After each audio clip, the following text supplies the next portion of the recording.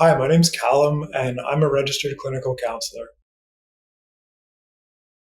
My therapeutic approach is it's quite experiential. It's also quite integrative. So I use a combination of techniques. One's called acceptance and commitment therapy, which is very much if at a banner it might say you can't control your thoughts and feelings, but it doesn't mean they can control you. I also work with narrative therapy, which is kind of more looking at the stories that we tell ourselves about ourselves and our lives. And I also sometimes will work with emotion focused therapy that looks at our feelings as kind of good information that tells us important things about what's going on in our lives. In terms of my populations and specialties that I focus on, I'm very much catering towards people who are dealing with struggles with self esteem or with anxiety or often with conflict in relationships. And that can often also include conflict with ourselves. I would also say that I draw quite a few people who have been a little bit resistant to counseling, who felt like it wasn't really for them or they couldn't find somebody that they could really click with. And I think that's one of the strengths that I have as somebody who spent a lot of time outside the counseling world is it's quite easy for me to make connections with people who've worked in all kinds of different environments and had lots of other different experiences, so that when you do come into the room, you feel like you're sitting across from somebody who really understands you.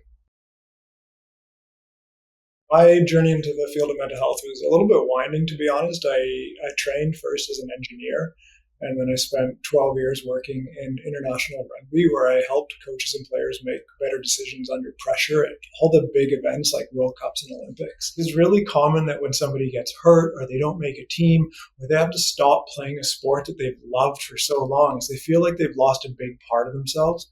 And one of the challenges is starting to see ourselves not as an athlete anymore, but somebody who had a set of attributes, like maybe being really focused or really dedicated or really hardworking, or somebody who's always there for their teammates, and trying to understand how those same attributes can now be transferred into other aspects of life where you can still feel fulfilled because you're doing the same thing that you were doing before. It's just not coming out at a rink or on a field or in a gym somewhere. Something that I hope people bring away from a session with me is the ability to have self compassion. And compassion isn't much more than just seeing pain and responding with kindness. So that I know that if I'm up against something really tough, rather than doubling down and becoming mean or judgmental or harsh on myself, I can actually start to treat myself with kindness so I can support myself through something that's been really difficult. If this is your first time booking in for a counseling session, whether it's with me or your first time ever in counseling, it would make sense that you might have some nerves or some jitters. But what I want you to know is that you're in total control of where we go and what we talk about and how deeply into conversations we work. At the end of the day, I'm here to meet your needs. And so I just want to hear from you on what those are.